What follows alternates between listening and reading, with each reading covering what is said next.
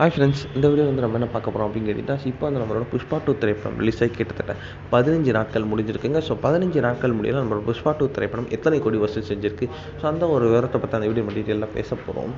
இப்போ வந்து நம்ம புஷ்பா 2 திரைப்படம் வந்து ரசிகர் மத்தியில் மாபெரும் எதிர்பார்க்கிற அண்ட் வெற்றி திரைப்படமாக தியேட்டரில் ஓடிக்கிட்டு இருக்க நிலையில் வந்து இந்த திரைப்படம் உருவாக ஒரு முக்கியமான காரணம் வந்து நம்மளோட சுகுமார் மற்றும் அல்லு அர்ஜுன் கூட்டணியில் கடந்த 2024ஆம் ஆண்டு ரிலீஸ் ஆன நம்மளோட புஷ்பா 1 திரைப்படம் தான்.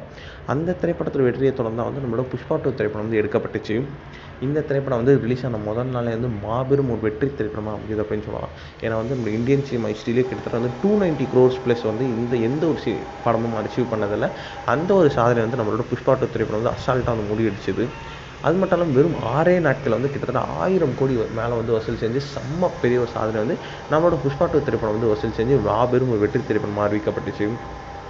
இப்போ கூட லேட்டஸ்ட்டாக நேற்று வந்து நம்ம சேனலில் சொன்ன மாதிரி வந்து நேற்று வந்து புஷ்பா 2 திரைப்பட படக்குழுவினர் கிட்ட வந்து 1500 கோடிக்கான போஸ்டர்ஸ் வந்து அஃபிஷியலாக விட்டுருந்தாங்க.